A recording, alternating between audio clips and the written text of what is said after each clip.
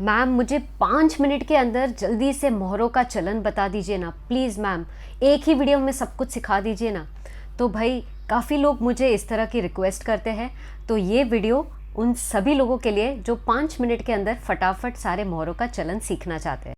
तो चलिए सबसे पहले हम मिलते हैं रुख से, जो कि है हमारा हाथी। हाथी जो है बोर्ड पर हमेशा सीधा सीधा चलता है, या तो वो सीधा ऐसे ऊपर जा सकता है, या वो सीधा राइट की तरफ जा सकता है, या फिर लेफ्ट की तरफ, या फिर सीधा नीचे। तो हाथी जो है बोर्ड पर हमेशा सीधा सीधा इस तरह से चलता है। तो मान लीजिए कि अगर मुझे इस हाथी को अगर ये वाले स्क्वायर पे लाना है, तो सबसे पहले मैं इस हाथी को इस वाले स्क्वायर पे लाऊंगी और यहाँ से यहाँ पर आएगा ये हाथी, कुछ इस तरह से। मान लीजिए अगर मुझे इस हाथी को यहाँ लाना है, तो मैं इसको यहाँ ला सकती हूँ और फिर यहाँ पर। तो हाथी हमेशा सीधा सीधा चलता है बोर्ड पर। अब हम मिलते हैं बिशप से, यानी हमारे ऊंट। हर खिलाड़ी को गेम में 2 बिशप्स मिलते हैं। एक बिशप हमेशा इन डार्क स्क्वायर्स पे होता है और एक बिशप हमेशा इन लाइट स्क्वायर्स पे होता है। और बिशप्स जो है वो हमेशा डायगोनल में चलते हैं, यानी विकर्णों में चलते हैं। तो अब क्योंकि ये बिशप हमेशा डार्क स्क्वायर पे है, तो ये हमेशा डार्क स्क्वायर के डायगोनल्स पर ही चल पाएगा, कुछ इस तरह से। और क्योंकि ये बिशप लाइट स्क्वायर पे है, तो ये हमेशा लाइट स्क्वायर पर ही चलेगा। चलिए मैं चला के दिखाती हूँ, कुछ इस तरह से।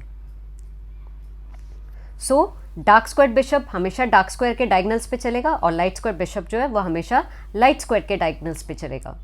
और इसीलिए इस बिशप को डार्क स्क्वायर बिशप कहा जाता है और इस बिशप को लाइट स्क्वायर बिशप कहा जाता है। चलिए अब हम मिलते हैं गेम की सबसे शक्तिशाली मोहरे से, और वो है रानी। तो रानी इसलिए शक्तिशाली है क्योंकि उसके पास 2-2 मोहरों की शक्ति है, और वो है हाथी और ऊंट। क्योंकि वो एक हाथी की तरह सीधा सीधा चल सकती है किसी भी दिशा में, और एक ऊंट की तरह वो विकर्णों में भी चल सकती है।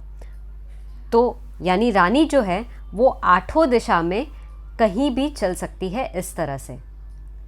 तो आप देख रहे हैं कि ये सीधा सीधा हाथी की तरह इस तरह नीचे भी आ सकती है, या फिर डायगोनल में इस तरह यहाँ भी जा सकती है, या फिर हाथी की तरह सीधा लेफ्ट में जा सकती है, या फिर ऊंट की तरह इस डायगोनल में जा सकती है। तो आप देखिए ये 8 दिशा में कोई भी जगह पर जा सकती है। तो यदि मान लीजिए मुझे अब भी इस रानी को अगर ये वाले स्क्वायर पे लाना है, तो मैं ऐसे भी ला सकती हूँ, या फिर इस तरह से भी ला सकती हूँ, या फिर तीसरा ऑप्शन होगा यहाँ पे आके यहाँ लेके आऊँ, चौथा ऑप्शन होगा यहाँ से इधर लेके आ जाऊँ, या फिर 5वां ऑप्शन ये भी हो सकता है कि यहाँ लेके आओ फिर यहाँ लेके आओ। तो आप कोई भी रास्ता चूज़ कर सकते हैं, आप यहाँ से भी इधर आ सकते हैं, राइट। बहुत सारे रास्ते हैं इस स्क्वायर पे आने के लिए, लेकिन आपको जो है हमेशा ध्यान रखना है कि या तो आप स्ट्रेट डायगोनल में चल रहे हैं, या फिर स्ट्रेट ऊपर नीचे या लेफ़्ट राइट चल रहे हैं इस तरह से, ठीक है। तो ये हो गया रानी का चलन। अब हम मिलते हैं गेम के सबसे इम्पॉर्टेंट पीस से, और वो है हमारा राजा। तो राजा भी रानी की तरह 8 दिशा में चल सकता है, लेकिन बस फ़र्क इतना है क्योंकि वो राजा है तो वो थोड़ा सा आलसी है। वो बोलता है कि मैं क्यों इतना लंबा लंबा दूर तक जाऊँ, तो इसीलिए गेम में वो हमेशा एक टाइम पे एक ही कदम चलता है। तो आप अपने राजा को कोई भी दिशा में चला सकते हैं, लेकिन आप हमेशा एक ही कदम उसे चला पाएंगे इस तरह से। अब मिलते हैं गेम के सबसे अनोखे मोहरे से, और वो है हमारा घोड़ा यानी कि नाइट। और ये इसलिए अनोखा मोहरा है क्योंकि ना ही ये सीधा चलता है, ना ही ये डायगोनल में चलता है। तो भाई कैसे चलता है?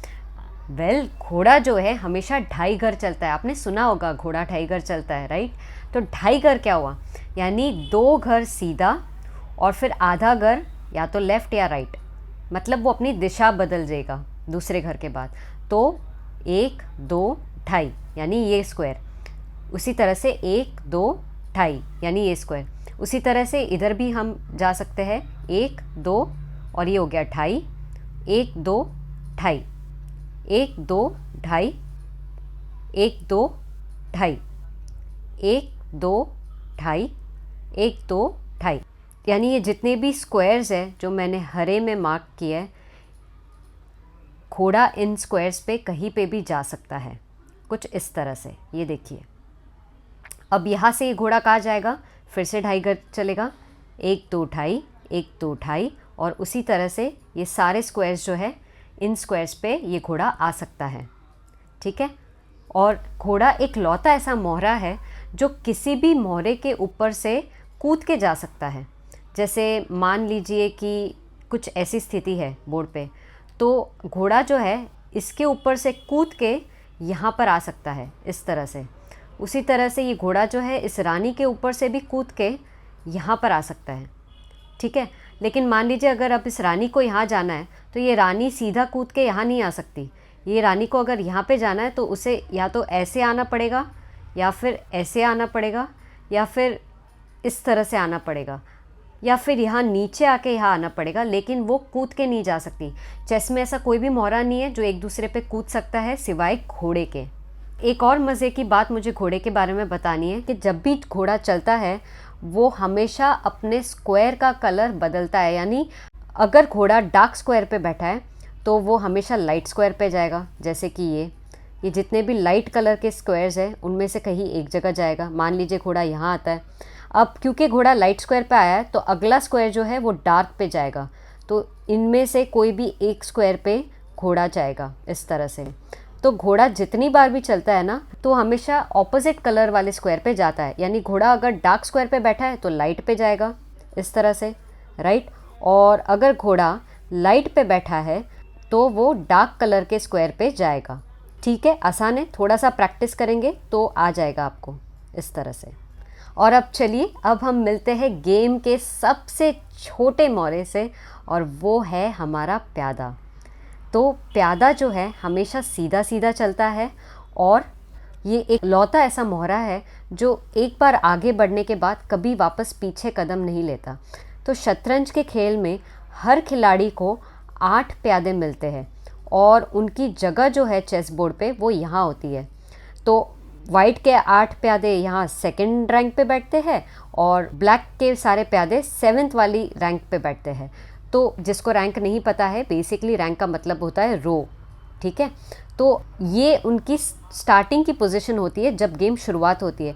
तो जब कोई प्यादा अपनी स्टार्टिंग वाली पोजीशन से शुरू कर रहा है तो उसके पास ऑप्शन होता है, या तो वो 1 कदम चल सकता है या सीधा 2 कदम चल सकता है। ठीक है। तो ये प्यादा यहाँ पर भी आ सकता है, या फिर चाहे तो सीधा यहाँ भी आ सकता है। ठीक है। वैसे ही ये प्यादा भी क्योंकि अपने घर पे बैठा है, अभी तक एक भी बार चला नहीं है, तो वो या तो 1 कदम चल सकता है या 2 कदम चल सकता है। उसी तरह से ये प्यादा भी 1 कदम चल सकता है या फिर 2 चल सकता है।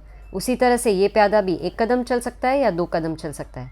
लेकिन अगर एक बार आपने प्यादे को आगे चला लिया, ठीक है, चाहे वो 1 कदम हो या 2 कदम हो, यदि आपने प्यादे को एक बार चला लिया तो उसके बाद वो पूरे गेम में केवल 1-1 कदम ही आगे बढ़ेगा, वो 2 कदम नहीं चलेगा।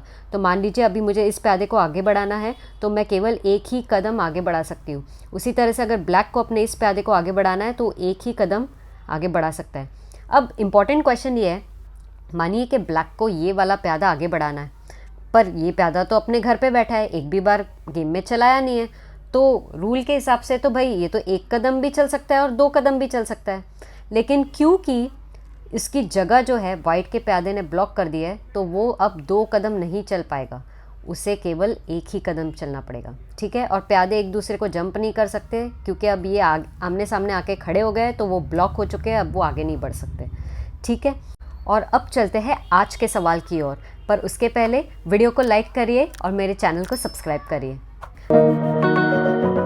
तो आज का सवाल है कि ये घोड़ा कौन से स्क्वायर पे जा सकता है। F4 स्क्वायर पे जा सकता है या फिर F3 स्क्वायर पे जा सकता है। एक चाल में, एक कदम में वो कौन से स्क्वायर पे जा सकता है, F4 या F3? सही जवाब क्या है आप मुझे कमेंट्स बॉक्स में बताइए, और मैं मिलती हूँ आपसे अगले वीडियो में।